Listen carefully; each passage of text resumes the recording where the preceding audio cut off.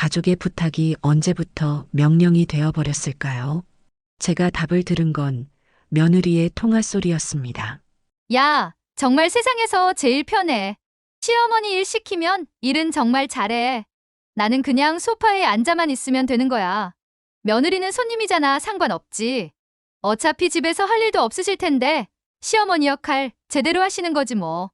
그 말을 듣는 순간 잘나신 손님 며느리 정신머리 교육시켜줘야겠다는 생각뿐이었어요. 제가 손 하나 까딱 안 하는 며느리 어떻게 쫓아냈는지 한번 들어보실래요? 어디서 듣고 계시는지 댓글에 남겨주세요. 여러분의 일상이 궁금합니다. 구독과 좋아요 버튼 꾹 눌러주시면 여러분께 더 많은 사연을 전해드리는데 큰 힘이 됩니다. 안녕하세요. 저는 김순덕이라고 해요. 올해 68살이에요. 서울 도봉구에 있는 3층 단독주택에서 혼자 살고 있습니다. 남편은 벌써 10년 전에 세상을 떠났어요. 오랫동안 작은 식당을 운영하다가 몇 년 전에 은퇴했죠. 노인대학에서 난타도 배우고 그림도 그리면서 나름 알찬 하루하루를 보내고 있었어요. 그런데 작년 가을 아들 준철이가 급하게 연락을 해왔어요. 39살인 아들은 IT 회사에서 중간 관리자로 일하고 있고 며느리 민정이는 35살로 온라인 쇼핑몰 회사 기획팀에 다니고 있어요. 두 사람 모두 맞벌이죠. 그리고 6살 된 손녀 하린이가 있어요. 아들이 전화로 말하더군요. 엄마, 우리 전세 계약이 만료됐는데 집값이 너무 올라서 이사 갈 곳을 찾기가 어려워요. 목소리에 걱정이 가득했어요. 며느리도 전화를 바꿔봤더니 정중하게 말했습니다. 어머님, 저희가 맞벌이를 하다 보니 할인이 돌봄도 걱정이에요. 혹시 잠깐 함께 살 수 있을까요? 솔직히 마음이 복잡했어요. 넓은 집에 혼자 사는 것도 쓸쓸했고 특히 손녀 할인이를 가까이에서 볼 수 있다는 생각에 마음이 기울었죠. 할인이는 정말 똘똘하고 애교 많은 아이예요. 가끔 놀러 올 때마다 할머니 할머니 하며 따라다니는 모습이 얼마나 사랑스러운지 몰라요. 그래서 결국 좋다고 했습니다. 가족이잖아요. 어려울 때 도와야죠. 아들 내외가 이사 오던 날 할인이가 작은 손으로 제 손을 잡으며 말했어요. 할머니, 이제 매일매일 볼 수 있어서 좋아요. 그 말 한마디에 마음이 따뜻해졌어요. 이런 게 가족의 정이겠구나 싶었죠. 처음 며칠은 정말 좋았어요. 아침에 일어나면 손녀가 뛰어와서 안겨주고 저녁에는 온 가족이 함께 식사를 했어요. 아들과 며느리도 고마워하는 기색이 역력했고요. 며느리는 첫날 저녁 설거지를 하면서 이렇게 말했어요. 어머님, 정말 감사해요. 저희 덕분에 이렇게 편안한 집에서 지낼 수 있게 되어서요. 그때만 해도 모든 게 순조롭게 흘러갈 거라고 생각했어요. 맞벌이 부부가 아이 키우기 힘든 건 당연하고 시어머니인 제가 도와주는 것도 자연스러운 일이라고 여겼죠. 그렇게 새로운 동거 생활이 시작됐어요. 그때까지만 해도 이 작은 결정이 제 인생을 완전히 바꿔놓을 거라곤 꿈에도 생각하지 못했답니다. 함께 살기 시작한 지 일주일쯤 지났을 때였어요. 아침 식사를 마치고 아들과 며느리가 출근 준비를 서둘러 하고 있었죠. 평소 같으면 각자 자기 그릇 정도는 정리하고 나가던 며느리가 그날은 달랐어요. 며느리가 현관에서 신발을 신으며 돌아보더니 말했어요. 어머님, 저희 둘 다 출근해야 해서요. 설거지 좀 부탁드릴게요. 그러고는 아들과 함께 급하게 나가버렸어요. 식탁을 보니 네 식구가 먹고 난 그릇들이 그대로 쌓여 있더군요. 밥그릇, 국그릇, 반찬 접시들까지 말이에요. 처음에는 별 생각 없이 설거지를 했어요. 가족이니까 당연한 거 아닌가 싶었죠. 며느리 말대로 맞벌이 부부가 바쁜 건 이해할 수 있었고요. 더군다나 손녀 할인이가 옆에서 할머니 도와줄게요 하며 물기 있는 손으로 수저통을 정리해주는 모습이 얼마나 귀여운지 몰랐어요. 그런데 이틀 후 또 같은 일이 반복됐어요. 며느리가 출근하면서 자연스럽게 말했습니다. 어머님, 오늘도 설거지 부탁드려요. 이번에는 아들도 덧붙여 말했어요. 엄마, 우리가 저녁에 일찍 들어와서 다른 집안 일은 할게요. 아침만 좀 부탁드릴게요. 바쁜 아들이랑 며느리를 위해서 아침 설거지 정도야 제가 할 수 있었죠. 일주일이 지나자 며느리의 부탁이 조금씩 늘어나기 시작했어요. 어느 날 저녁 회사에서 돌아온 며느리가 소파에 털썩 앉으며 말했어요. 어머님, 할인이랑 공원에서 놀아주고 오시면 안 될까요? 제가 너무 피곤해서 좀 쉬고 싶어요. 할인이는 유치원에서 돌아와 간식을 먹고 있었어요. 아이는 할머니와 놀러 가는 걸 좋아했으니 거절할 이유는 없었죠. 공원에서 할인이와 그네도 타고 미끄럼틀도 타면서 즐거운 시간을 보냈어요. 그런데 집에 돌아와 보니 며느리는 방에서 휴대폰을 보고 있더군요. 피곤해서 쉰다더니 영상을 보며 웃고 있는 모습을 보니 마음이 좀 이상했어요. 며칠 후에는 또 다른 부탁이 왔어요. 어머님, 제 방 청소 좀 도와주실 수 있을까요? 요즘 야근이 너무 많아서 집안일까지 손이 안 가요. 이번에는 정말 당황했어요. 성인 며느리 방까지 제가 청소를 해줘야 하는 건가요? 그래도 가족인데 어쩔 수 없다고 생각하며 청소를 해줬어요. 침실 정리, 화장대 정리, 옷장 정리까지 말이에요. 그렇게 한 달이 지나니 제 하루 일과가 완전히 바뀌어 있었어요.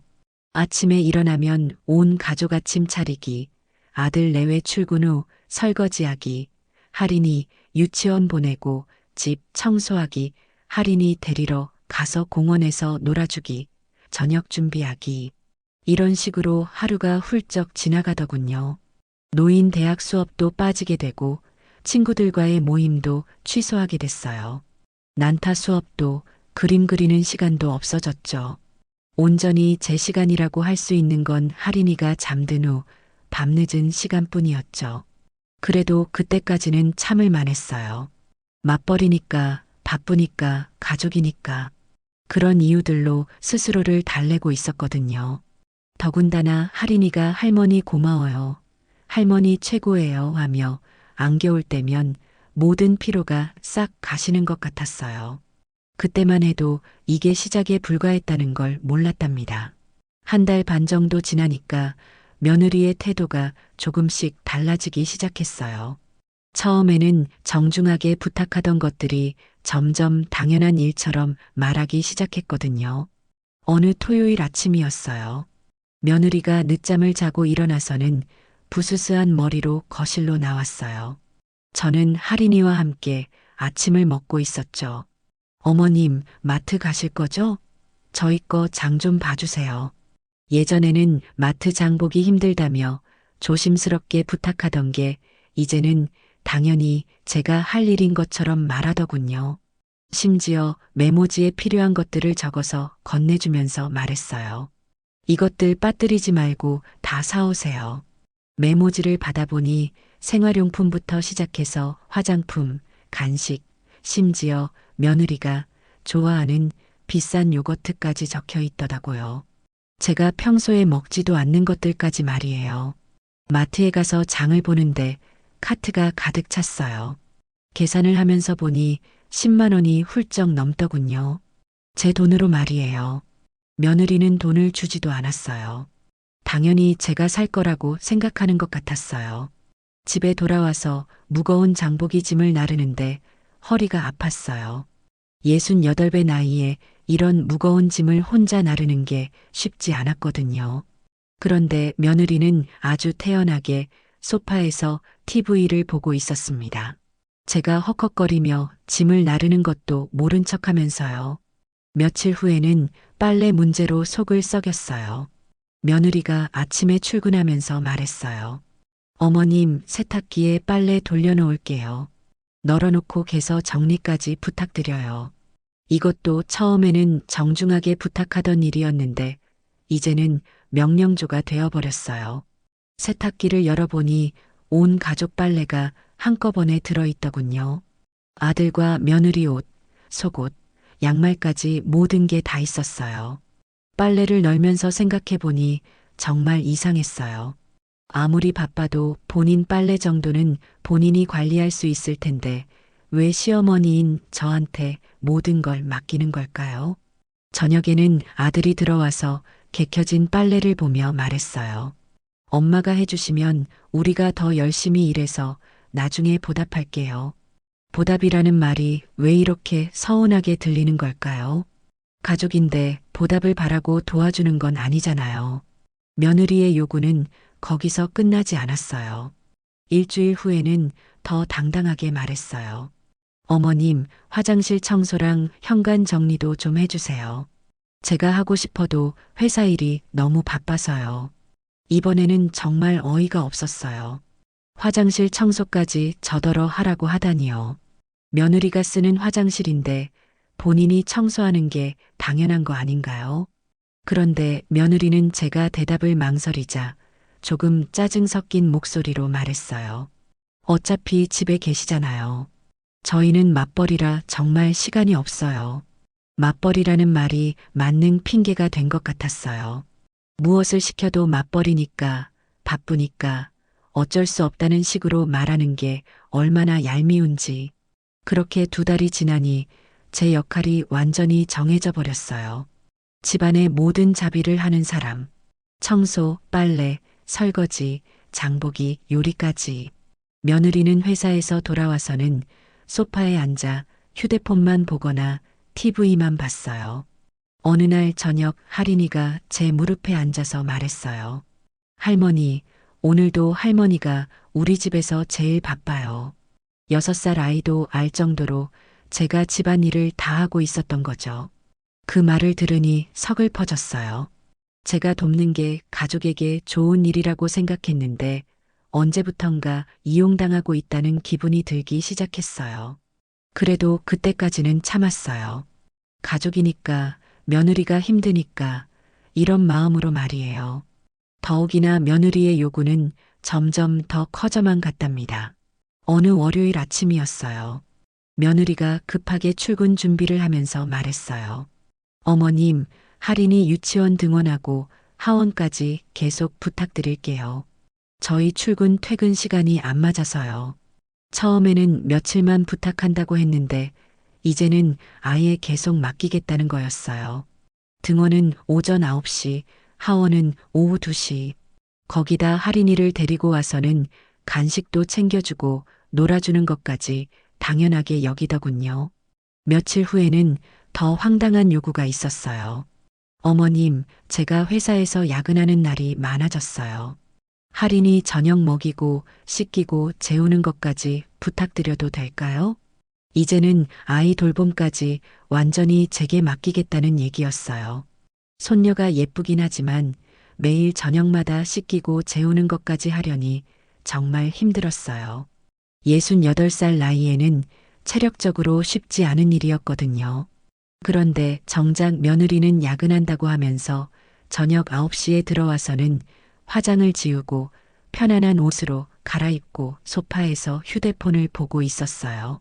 정말 야근을 한 사람 같지 않게 말이죠. 어느 날은 정말 참기 어려운 일이 있었어요. 며느리가 토요일 오후에 갑자기 말했어요. 어머님, 저 친구들이랑 약속이 있어서 나가려고요. 할인이 봐주시죠? 그러고는 예쁘게 화장하고 멋진 옷을 입고 나가버리더니 저녁 10시까지 안 들어오는 게 아니겠어요? 친구들과 맛있는 저녁도 먹고 카페에서 수다도 떨고 왔다더군요. 저는 그동안 할인이 저녁 챙겨주고 씻겨주고 책도 읽어주고 재워야 했어요. 토요일인데도 제 시간은 전혀 없었죠. 그때 정말 화가 났어요. 며느리한테 조심스럽게 말했어요. 민정아, 이건 좀 아닌 것 같은데. 너도 엄마인데 주말까지 아이를 맡기고 놀러 가는 건 좀 그렇지 않니? 그랬더니 며느리가 갑자기 화를 내면서 말했어요. 어머님, 너무 하시는 거 아니에요? 저희가 맞벌이라서 얼마나 힘든지 아세요? 아들도 며느리 편을 들더군요. 엄마, 우리가 힘든 상황인데 그것도 못 도와주시는 거예요? 가족끼리 서로 도와야 하는 거 아니에요? 그 순간 정말 어이가 없었어요. 제가 지금까지 얼마나 많은 일을 해줬는데 그것도 못 해주냐고 되레 저한테 따지다니요. 매일 아침 설거지, 빨래, 청소, 장보기, 할인이 등하원, 돌봄까지 다 해주고 있는데 더 뭘 해달라는 건지 모르겠더라고요. 며느리는 계속해서 말했어요. 어머님도 집에만 계시잖아요. 저희는 회사에서 스트레스 받으면서 일하는데 가끔 나가서 스트레스 푸는 것도 안 되는 거예요? 정말 기가 막혔어요. 제가 집에만 있다고요? 아침부터 저녁까지 집안일에 아이 돌봄까지 하느라 얼마나 바쁜지 모르면서 그런 말을 하다니요. 아들도 거들었어요. 엄마, 우리가 나중에 꼭 보답할게요. 지금은 정말 어려운 시기라서 좀 더 도와주세요. 또 보답이라는 말이었어요. 가족한테 도움을 주는데 보답을 바라는 게 아닌데 왜 자꾸 보답이라는 말을 하는 걸까요? 게다가 지금도 충분히 도와주고 있는데 더 뭘 해달라는 건지 이해가 안 됐어요. 그날 밤 침대에 누워서 생각해 봤어요. 제가 너무 욕심이 많은 건가요? 며느리와 아들 말이 맞는 건가요? 그런데 아무리 생각해 봐도 이미 충분히 많은 일을 하고 있는 것 같았어요. 노인 대학도 못 가고 친구들과의 모임도 취소하고 제가 좋아하던 난타나 그림 그리기도 포기하고 집안일만 하고 있는데 이것도 부족하다는 건가요? 그런데 며느리의 요구는 거기서 끝나지 않았어요. 며칠 후에는 더 당당하게 말했어요. 어머님, 저 이번 주말에도 친구들이랑 약속 있어요. 할인이 부탁드릴게요. 이제는 아예 정기적으로 주말마다 나가려는 것 같았어요. 제가 반대해도 오히려 저를 이기적이라고 몰아가면서 말이죠. 정말 답답했어요. 제 생활은 온데간데 없이 사라지고 며느리와 아들을 위한 보모가 된 기분이었어요. 그런데도 그들은 제가 더 많이 희생해야 한다고 생각하고 있었답니다. 그렇게 석 달 정도 지났을까요? 어느 수요일 오후였어요. 할인이를 유치원에서 데리고 와서 간식을 챙겨주고 있었는데 며느리 방에서 전화 통화하는 소리가 들렸어요. 처음에는 신경 쓰지 않았어요. 그런데 목소리가 점점 커지더니 웃음소리까지 들려왔어요. 궁금해서 귀를 기울여 봤죠. 며느리가 누군가와 통화하면서 말하고 있었어요. 야, 정말 세상에서 제일 편해. 시어머니가 일 시키면 일은 정말 잘해. 그 순간 가슴이 철렁 내려앉았어요. 뭔가 이상하다 싶어서 더 들어봤어요. 아침에 설거지부터 시작해서 빨래, 청소, 할인이 돌봄까지 다 알아서 해줘. 나는 그냥 회사 갔다 와서 소파에 앉아만 있으면 되는 거야. 정말 믿을 수 없었어요. 며느리가 친구에게 제 이야기를 그렇게 말하고 있다니요. 마치 저를 가정부나 보모처럼 부리고 있다는 식으로 자랑하고 있었어요. 며느리는 계속 말했어요. 장보기도 다 시켜버리고 주말에 나가고 싶으면 할인이도 맡겨버리고 진짜 호강하며 살고 있어. 그 말을 듣는 순간 온몸이 떨렸어요. 호강이라고요? 제가 고생해서 집안일 다 해주는 걸 며느리는 호강으로 생각하고 있었던 거예요. 더 충격적인 건 그 다음 말이었어요. 어차피 집에서 할 일도 없으실 텐데 우리 도와주는 게 당연한 거 아니야? 시어머니 역할 제대로 하시는 거지 뭐. 그때 정말 어지러웠어요. 시어머니 역할이 며느리 집안일을 대신해주고 손녀 돌봄까지 다 맞는 거였나요? 그동안 제가 해온 모든 일들이 당연한 것으로 여겨지고 있었던 거죠. 할인이가 제 옆에 앉아서 할머니 괜찮아요? 하고 물었어요. 제 표정이 이상했나 봐요. 겨우 미소를 지으며 괜찮다고 했지만 마음은 정말 아팠어요. 그날 저녁 며느리가 거실로 나와서는 아무렇지도 않게 말했어요. 어머님, 저녁 준비 부탁드려요. 오늘 회사에서 너무 힘들었어요. 그 모습을 보니 더욱 화가 났어요. 친구한테는 저를 부리는 게 편하다고 자랑해놓고 정작 제 앞에서는 힘들다고 연기하고 있었으니까요. 며느리는 소파에 앉아서 휴대폰을 보면서 말했어요. 어머님, 내일 제 친구가 집에 놀러 와요. 청소 좀 더 깨끗하게 해주시고 과일이랑 차 준비도 부탁드려요. 이제는 친구 접대까지 저한테 시키려고 하는 게 아니겠어요. 며느리 친구들 앞에서 저를 어떻게 소개할지 뻔했죠. 아마 집안일 잘해주는 시어머니라고 자랑할 게 분명했어요. 그날 밤 잠이 오지 않았어요. 며느리 통화 내용이 계속 머릿속에 맴돌았어요. 세상에서 제일 편하다는 말, 일 시키면 잘한다는 말, 호강하며 산다는 말들이요. 그동안 저는 가족을 돕는다고 생각했는데 며느리에게는 그냥 부리기 좋은 사람이었던 거예요.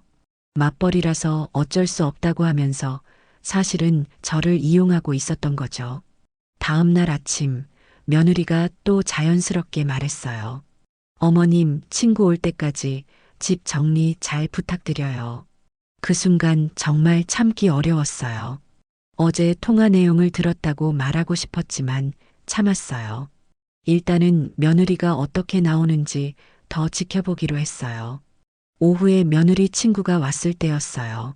며느리가 친구에게 소개하더군요. 우리 시어머님이셔. 정말 부지런하시고 집안일도 잘해주셔. 친구는 부러워하면서 말했어요. 정말 부럽다. 시어머니가 이렇게 도와주시면 둘째도 낳겠다 얘. 그 말을 들으니 정말 속이 쓰렸어요. 도와주는 게 아니라 완전히 떠넘기고 있는 건데 그것도 모르고 도와준다고 표현하고 있었으니까요. 그날 밤 정말 많은 생각을 했어요. 이제 정말 그만해야겠다는 생각이 들었습니다. 더 이상 이렇게 이용당할 수는 없었어요.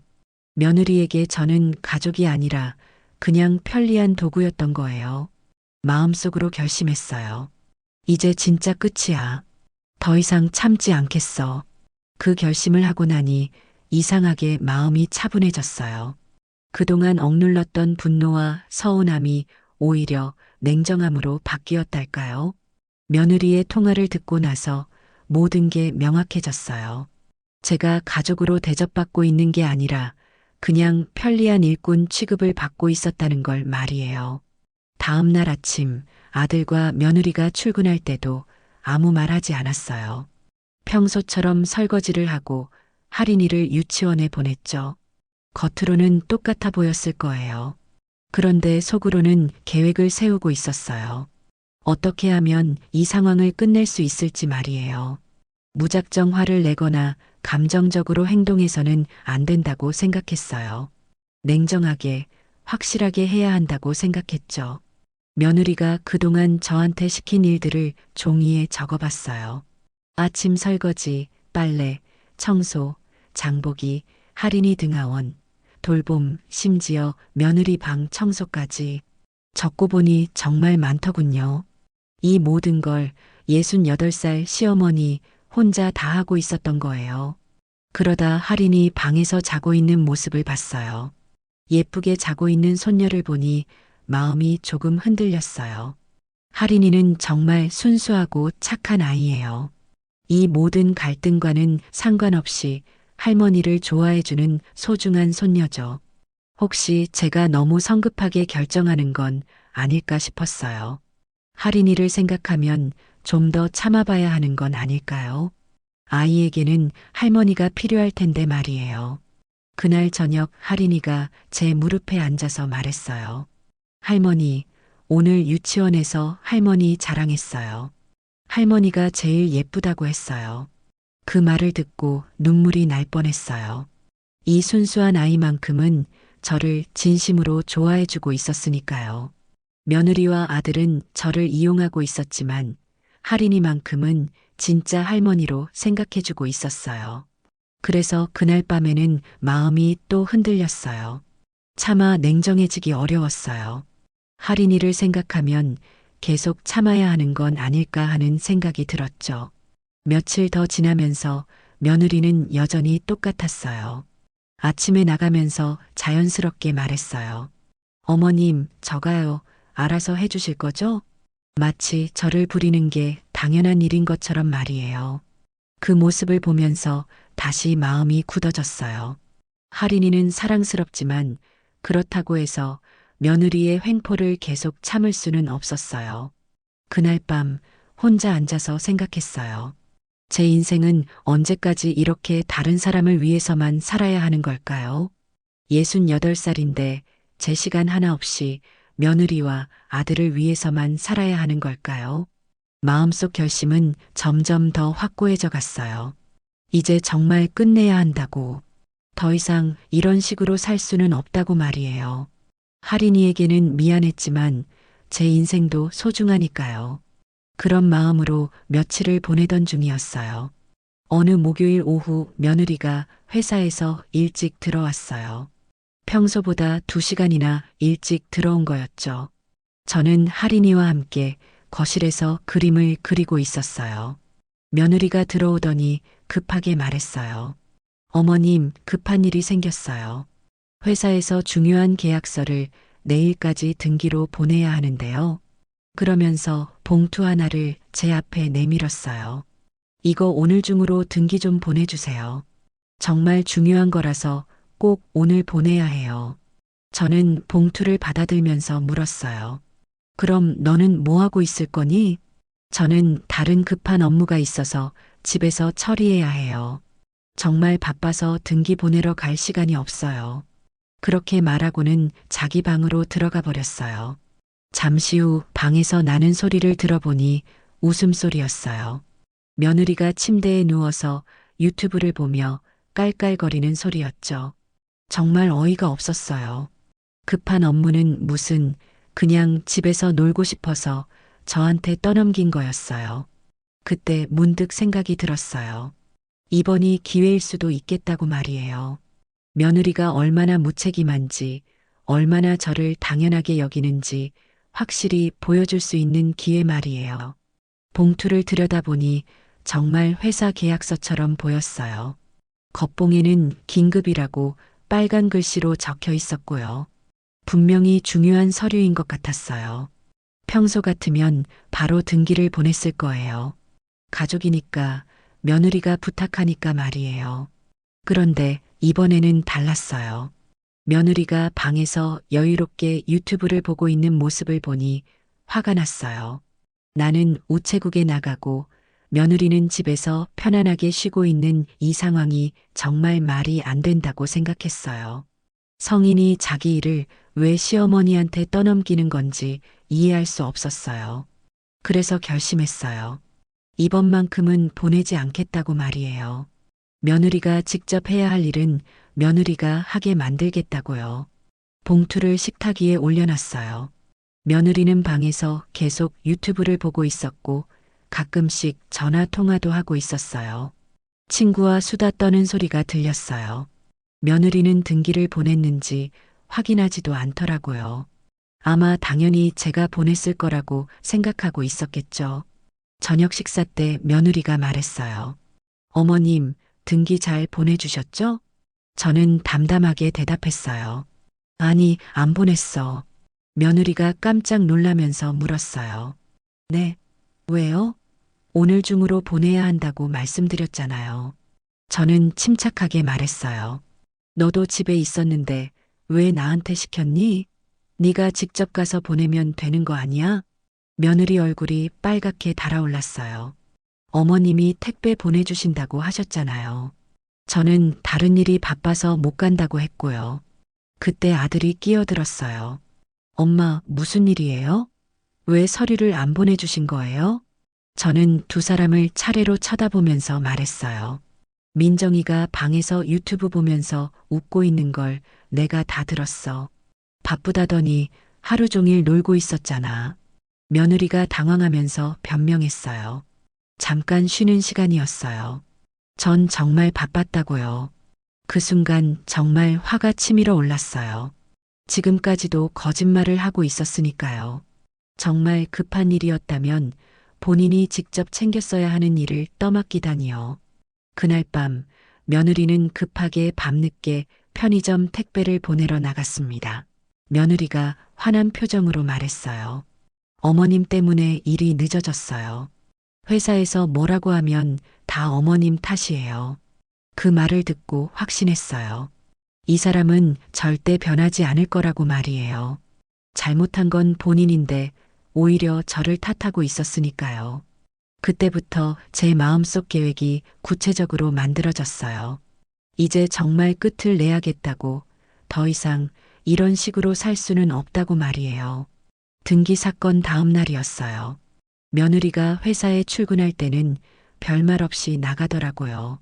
얼굴이 좀 굳어 있긴 했지만 평소처럼 인사하고 나갔죠. 저는 그날도 평상시처럼 할인이를 유치원에 보내고 집안일을 했어요. 오후 6시쯤 며느리가 퇴근해서 들어왔는데 얼굴이 상당히 어두웠어요. 현관문을 세게 닫는 소리부터가 심상치 않았죠. 할인이는 방에서 장난감을 가지고 놀고 있었어요. 며느리가 거실로 들어오더니 가방을 소파에 던지며 말했어요. 어머님, 잠깐 얘기 좀 해요. 목소리에 화가 가득했어요. 저는 침착하게 거실로 나갔어요. 며느리가 팔짱을 끼고 서 있더군요.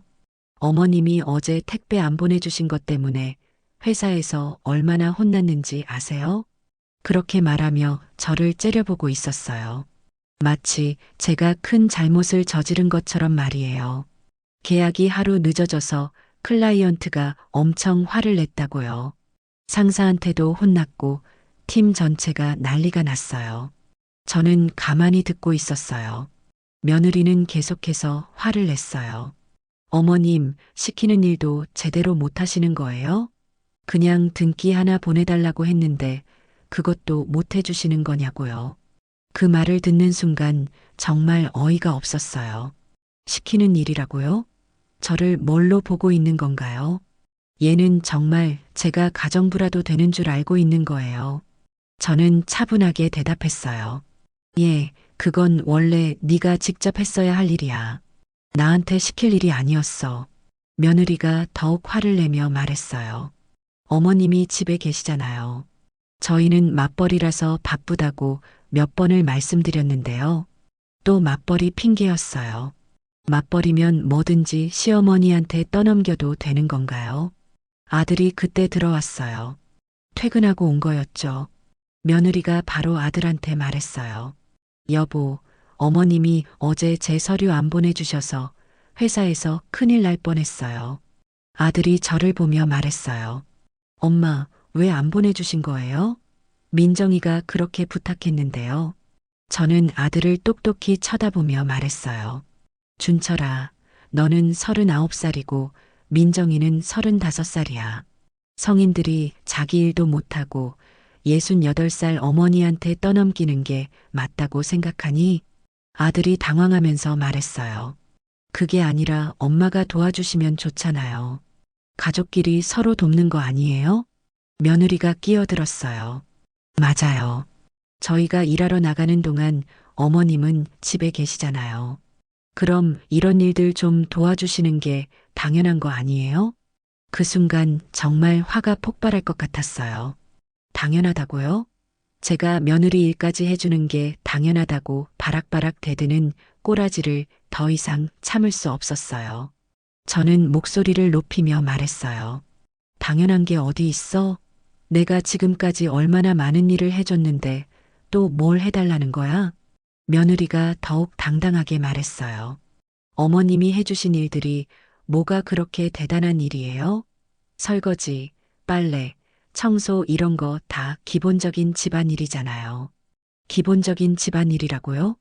제가 매일 아침부터 저녁까지 하는 모든 일들이 기본적인 일이라 치부해버리는 애들과 같이 살고 있다니 기가 막혔죠. 저는 참았던 화를 터뜨렸어요. 기본적인 일이면 너희가 직접 해. 왜 나한테 떠넘기는 거야? 아들이 중간에서 말했어요. 엄마, 너무 흥분하지 마세요. 우리가 조금 의존했을 수도 있지만요. 조금 의존했다고요? 제 하루 일과가 완전히 며느리와 아들을 위한 일로만 채워져 있는데 조금이라고 말하고 있는 거예요. 며느리가 팔짱을 끼고 말했어요. 어차피 어머님도 혼자 계시면 심심하실 텐데 저희 도와주시면서 보람도 느끼시잖아요. 그 말을 듣고 정말 기가 막혔어요. 제가 노예처럼 일하는 걸 보람이라고 표현하다니요. 그때 할인이가 방에서 나와서 어른들이 싸우는 모습을 보고 무서워하고 있었어요. 저는 할인이를 보고 마음이 아팠지만 이제는 더 이상 참을 수 없었어요. 저는 단호하게 말했어요. 이제 그만해. 더 이상 나를 이용하지 마. 며느리와 아들이 서로 눈을 마주치더니 며느리가 말했어요. 이용이라고요? 저희는 가족이니까 서로 도와달라고 하는 건데요. 말을 왜 그렇게 하시는 거예요? 그 순간 정말 모든 걸 말해주고 싶었어요. 며느리가 친구한테 저를 어떻게 말했는지, 얼마나 저를 우습게 여기고 있는지 말이에요. 이제 더 이상 참을 이유가 없었어요. 저는 깊게 숨을 들이쉬고 단호하게 말했어요. 이제 그만 나가. 더 이상 여기서 살지 마. 그 말을 듣고 며느리와 아들이 깜짝 놀랐어요. 며느리가 어이없다는 표정으로 말했어요. 갑자기 뭔 소리예요? 나가라고요? 저는 더욱 확고하게 말했어요. 그래, 나가. 너희 둘 다 나가라고. 이 집은 내 집이야. 아들이 당황하며 끼어들었어요. 엄마, 왜 갑자기 이러세요? 우리가 뭘 잘못했다고 나가라고 하시는 거예요? 저는 아들을 똑바로 보며 말했어요. 뭘 잘못했냐고? 나를 가정부 취급하고 당연하게 여기고 이용만 하고 있잖아. 며느리가 화를 내며 말했어요. 어머님, 저희가 언제 어머님을 이용했다고 그러세요? 저희는 맞벌이라 어쩔 수 없이 부탁드린 거라니까요. 그때 저는 며느리의 통화 내용을 말해줬어요. 민정아, 네가 친구한테 한 말 내가 다 들었어. 세상에서 제일 편하다고, 일 시키면 잘한다고, 호강하며 산다고 했지? 며느리 얼굴이 새하얗게 변했어요. 자기가 한 말이 들켰다는 걸 알았나 봐요. 저는 계속 말했어요. 나를 부리는 게 편하다고 자랑했지? 시어머니 역할이라고 당연한 거라고 했고, 아들이 며느리를 보며 물었어요. 여보, 정말 그런 말을 했어? 며느리가 당황하며 변명했어요. 그게 아니라 제가 친구들한테 어머님이 도움을 많이 주신다고 고마워하며 한 말이었어요. 저는 비웃으며 말했어요. 고마워하는 게 그런 식으로 말하는 거야? 나를 우습게 여기면서. 그때 며느리가 갑자기 당당하게 말했어요. 어머님, 저희는 안 나가요. 여기서 계속 살 거예요. 그 말을 듣고 정말 어이가 없었어요. 제가 나가라고 했는데 안 나간다고 버티는 거였어요. 저는 화를 내며 말했어요. 뭐라고? 안 나간다고? 며느리가 팔짱을 끼고 말했어요. 네, 안 나가요. 저희도 갈 곳이 없는데 어떻게 나가요? 그리고 여기서 함께 사는 게 서로에게 도움이 되잖아요. 아들도 며느리 편을 들었어요. 엄마, 우리가 좀 더 조심할게요. 나가는 건 너무 극단적인 것 같아요. 저는 정말 화가 머리끝까지 올랐어요. 이 사람들이 지금까지 저를 얼마나 우습게 여겼는지 확실히 알 수 있었어요. 며느리가 더욱 당당하게 말했어요. 어머님도 혼자 사시면 외로우실 텐데 저희가 있으면 좋잖아요. 할인이도 할머니를 좋아하고요. 할인이 이름을 들먹이며 저를 설득하려는 거였어요. 정말 교활했어요. 저는 단호하게 말했어요. 내일까지 나가지 않으면 경찰 부를 거야. 며느리가 비웃으며 말했어요. 경찰이 뭘 어떻게 해요? 저희가 법적으로 잘못한 게 뭐가 있다고요? 그날 밤은 정말 잠이 오지 않았어요. 며느리와 아들은 자기들 방에 들어가서 웅성거리며 이야기하고 있었어요. 아마 어떻게 할지 상의하고 있었겠죠. 저는 밤새 생각했어요. 말로는 안 통한다는 걸 확실히 알았어요. 이 사람들은 끝까지 버티면서 저를 이용하려고 할 거예요. 그래서 결심했어요. 행동으로 보여주기로 말이에요. 다음 날 아침 아들과 며느리가 평상시처럼 출근했어요. 마치 어젯밤 일이 없었던 것처럼 인사하고 나갔죠. 아마 저를 우습게 여기고 있었을 거예요. 아들과 며느리가 나간 후 저는 바로 행동에 옮겼어요. 할인이는 유치원에 보내고 혼자 집에 있을 때였어요. 옷장을 열어서 옷들을 꺼냈어요. 며느리가 그렇게 아끼던 비싼 옷들, 화장품들, 가방들을 모두 큰 봉지에 담았어요.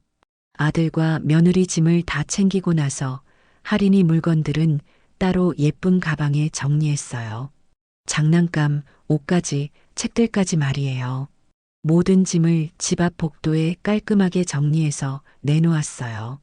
큰 봉지들과 가방들이 복도에 가득했어요. 이사 짐처럼 말이에요. 마지막으로 현관문 비밀번호를 바꿨어요. 더 이상 들어올 수 없도록 말이에요. 오후에 할인이를 유치원에서 데려와서 상황을 설명해 줬어요. 할인아 엄마 아빠랑 다른 집으로 이사를 가게 됐어. 할머니는 여기서 혼자 살 거야. 할인이가 눈물을 글썽이며 물었어요. 할머니, 저도 할머니랑 같이 살면 안 돼요? 정말 마음이 아팠지만 단호하게 말해야 했어요. 할인이는 엄마 아빠랑 같이 있어야 해. 할머니는 언제든지 보고 싶으면 만날 수 있어. 오후 6시쯤 며느리가 먼저 퇴근해서 왔어요. 복도에 있는 짐들을 보고 깜짝 놀라더군요. 며느리가 현관문을 열려고 했는데 비밀번호가 바뀌어서 안 열렸어요. 문을 두드리기 시작했어요. 어머님, 문 좀 열어주세요. 이게 뭐예요? 저는 인터폰으로 대답했어요. 나가라고 했잖아. 짐 다 내놨으니까 가져가.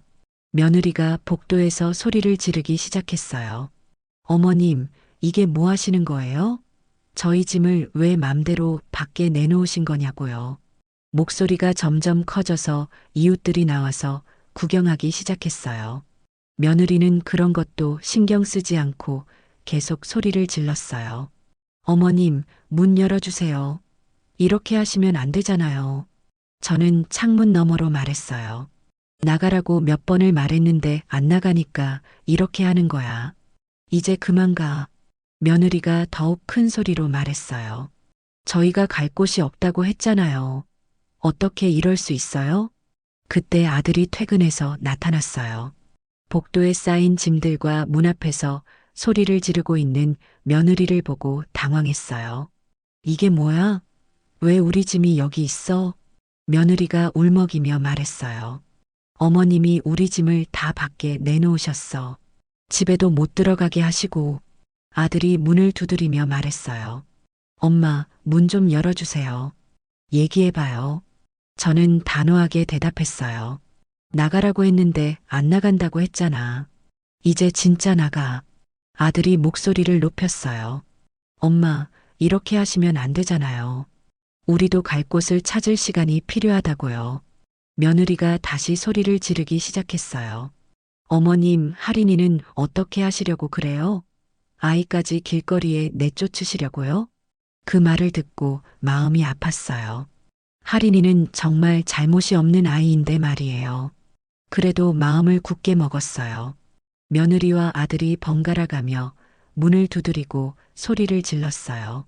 이웃들이 점점 더 많이 나와서 구경하고 있었어요. 정말 창피한 상황이었지만 어쩔 수 없었어요. 아들이 애원하듯 말했어요. 엄마, 제발 문 열어주세요. 우리가 잘못했어요. 앞으로 조심할게요. 이제 와서 잘못했다고 하니까 더욱 화가 났어요. 진작에 그럴 생각을 했어야 하는 거 아니에요. 며느리가 울면서 말했어요. 어머님, 저희가 어디 가서 자요? 진짜 갈 곳이 없다고요. 그건 너희가 알아서 할 일이야. 나는 더 이상 모르겠어. 1시간 넘게 그 소동이 계속됐어요. 며느리는 계속 울면서 소리를 지르고 아들은 문을 두드리며 들어가게 해달라고 했어요. 이웃 아주머니 한 분이 나와서 말했어요. 이렇게 시끄럽게 하시면 어떡해요. 다른 사람들도 사는데요. 그러자 며느리가 그 아주머니한테까지 화를 냈어요. 시어머니가 저희를 쫓아내고 있어요. 이게 말이 돼요? 아주머니가 어이없다는 표정으로 돌아갔어요. 며느리와 아들은 여전히 포기하지 않고 있었어요. 그때 저는 정말 경찰을 불러야겠다고 생각했어요. 말로는 안 통하니까 다른 방법이 없었어요. 경찰서에 전화를 걸었어요. 여보세요, 경찰서죠? 저희 집 앞에서 소란을 피우는 사람들이 있어요. 나가라고 해도 안 나가고 계속 문을 두드리고 소리를 지르고 있어요. 30분 후에 경찰관 두 분이 오셨어요. 복도에서 소란을 피우고 있는 며느리와 아들을 보고 상황을 파악하더군요. 경찰관이 며느리와 아들에게 말했어요. 여기서 이렇게 소란 피우시면 안 됩니다. 조용히 하세요. 아들이 경찰관에게 설명했어요. 저희 어머니가 갑자기 저희를 쫓아내고 있어요. 들어가지도 못하게 하고 짐까지 밖에 내놓으셨어요. 경찰관이 저한테 물어봤어요. 어르신, 무슨 일이신가요? 저는 차분하게 설명했어요. 제 집에서 함께 살고 있었는데 더 이상 함께 살 수 없어서 나가달라고 했어요. 그런데 안 나간다고 하니까 짐을 내놓은 거예요. 경찰관이 말했어요. 집주인이 나가라고 하시면 나가셔야 합니다. 여기서 계속 소란 피우시면 안 돼요. 며느리가 억울하다는 듯이 말했어요. 갑자기 나가라고 하시면 저희는 어떻게 해요? 갈 곳도 없는데요. 경찰관이 대답했어요. 그건 개인적으로 해결하셔야 할 문제입니다. 일단 여기서 소란은 그만 피우세요. 결국 며느리와 아들은 짐을 가지고 나갈 수밖에 없었어요. 임시로 모텔에서 자겠다고 하더군요. 그렇게 아들 내외와 할인이가 집을 떠났어요. 복도가 다시 조용해졌어요. 문을 닫고 집 안을 둘러보니 정말 조용했어요. 그동안 늘 누군가의 목소리가 들리고 발소리가 들리고 텔레비전 소리가 들리던 집이 이렇게 고요할 수가 있나 싶었어요. 처음에는 조금 허전했어요. 특히 할인이 목소리가 들리지 않으니까 마음이 쓸쓸했죠. 그래도 며느리의 명령조 목소리나 아들의 변명하는 소리를 듣지 않아도 되니까 마음이 한결 편해졌어요. 이틀 후에 아들한테서 전화가 왔어요. 엄마, 저희 일단 민정이 친정에 들어와서 지내고 있어요. 며느리 친정에서 지내는 것도 좋은 일이라고 생각했어요. 며느리가 사돈을 어떻게 부려먹는지 한번 경험해 보라고 말이에요. 아들이 조심스럽게 말했어요. 엄마, 저희가 너무 심했나요? 정말 죄송해요. 그제야 사과하는 말을 하더군요. 진작에 그런 생각을 했으면 좋았을 텐데 말이에요. 저는 담담하게 대답했어요. 이제 와서 미안하다고 해도 소용없어. 그동안 내가 얼마나 힘들었는지 알기나 하니? 아들이 한참 침묵하더니 말했어요. 정말 몰랐어요. 저희가 너무 당연하게 생각했나 봐요. 그 말을 들으니 조금은 다행이라는 생각이 들었어요.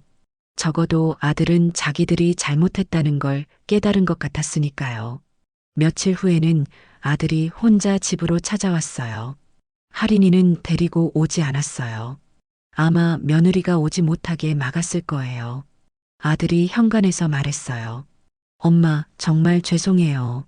저희가 엄마를 너무 힘들게 했어요. 그래도 집 안으로 들여보내지는 않고 현관에서 대화했죠. 아들이 계속 사과했어요. 엄마가 해주신 일들이 얼마나 많았는지 이제야 알겠어요. 저희끼리 살아보니까 정말 힘들더라고요. 그 말을 듣고 조금 웃음이 나왔어요. 이제야 깨달았다니요.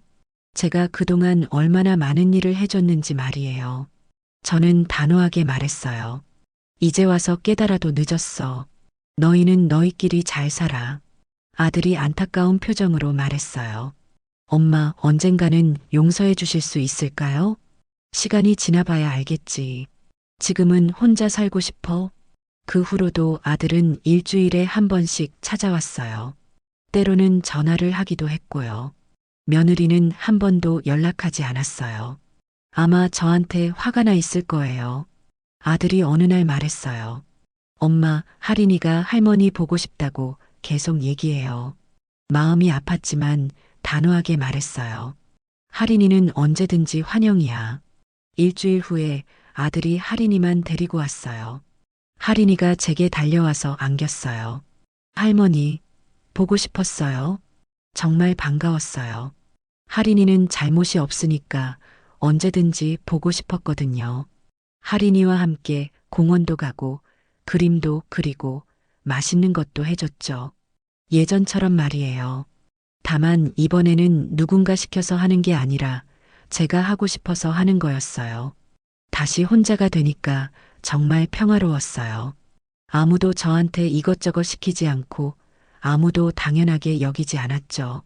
그 후부터 제 일상이 완전히 바뀌었어요. 오랫동안 가지 못했던 노인대학에 다시 다니기 시작했어요. 난타 수업도 다시 시작했고 그림 그리기도 다시 했어요. 친구들을 만나서 차도 마시고 수다도 떨었어요. 친구들이 말했어요. 순덕아, 얼굴이 많이 밝아졌네. 요즘 뭔 좋은 일 있어? 저는 웃으며 대답했어요. 응, 내 인생을 다시 찾았어. 아침에 일어나면 아무도 저한테 설거지를 시키지 않았고 제가 먹은 그릇만 설거지하면 됐어요. 빨래도 제 것만, 청소도 제가 원하는 만큼만 하면 됐어요. 장을 볼 때도 제가 먹고 싶은 것만 사면 됐어요. 며느리가 시킨 비싼 요거트나 화장품을 살 필요가 없었죠. 가장 좋은 건 제 시간이 생긴 거였어요. 하고 싶은 일을 할 수 있는 시간 말이에요. 책도 읽고 드라마도 보고 친구들과 여행도 다녔어요. 그렇게 석 달 정도 지나니까 정말 예전의 제 모습을 찾은 것 같았어요. 며느리와 아들을 돌보느라 잃어버렸던 제 자신을 다시 찾은 거죠. 가끔 할인이가 보고 싶을 때가 있었어요. 그럴 때는 아들한테 연락해서 할인이만 데려오라고 했어요. 아들은 그런 제 요청을 들어줬어요. 어느 날 저녁 혼자 차를 마시며 창밖을 보고 있었어요. 정말 평온했어요. 누군가를 돌봐야 한다는 부담도 없고 누군가의 명령을 들어야 한다는 스트레스도 없었어요. 그때 깨달았어요.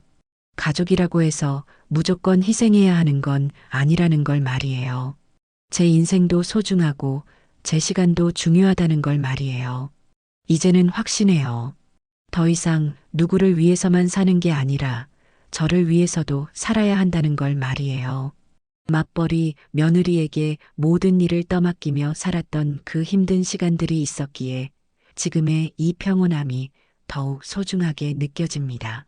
지금 돌이켜보니 그때 결단을 내린 게 정말 잘한 일이었어요. 가족이라는 이름으로 저를 이용하던 며느리와 아들을 집에서 내보낸 후 비로소 제 인생을 되찾을 수 있었거든요. 많은 분들이 가족을 위해서라면 무엇이든 참아야 한다고 생각하세요. 특히 시어머니라면 며느리를 도와주는 게 당연하다고 여기시죠. 저도 그렇게 생각했었어요. 그런데 도움과 이용은 완전히 달라요. 서로 고마워하며 주고받는 게 도움이라면 한쪽만 일방적으로 희생하는 건 이용당하는 거예요. 맞벌이라는 핑계로 모든 걸 떠넘기면서 당연하게 여기는 건 절대 가족애가 아니에요. 68살이 되어서야 깨달았지만 제 인생도 소중해요. 누구를 위해서만 사는 게 아니라 저를 위해서도 살아야 한다는 걸 말이에요. 지금은 정말 행복합니다. 제 시간을 제가 결정하고 제가 하고 싶은 일을 하며 살고 있으니까요. 네, 순덕님의 이야기 잘 들어보았습니다. 가족이라고 해서 무조건 희생할 필요는 없고 고마움이 사라지고 당연함만 남았다면 그것은 도움이 아니라 이용입니다. 그리고 내 인생도 내 시간도 소중하다는 사실을 꼭 기억하세요. 여러분도 순덕님의 이야기를 통해 선을 그을 때를 놓치지 않으시길 바랍니다. 순덕님에게 응원과 위로의 댓글 남겨주세요. 큰 힘이 됩니다. 구독과 좋아요 버튼 꾹 눌러주시고 오늘도 끝까지 시청해 주셔서 감사드립니다.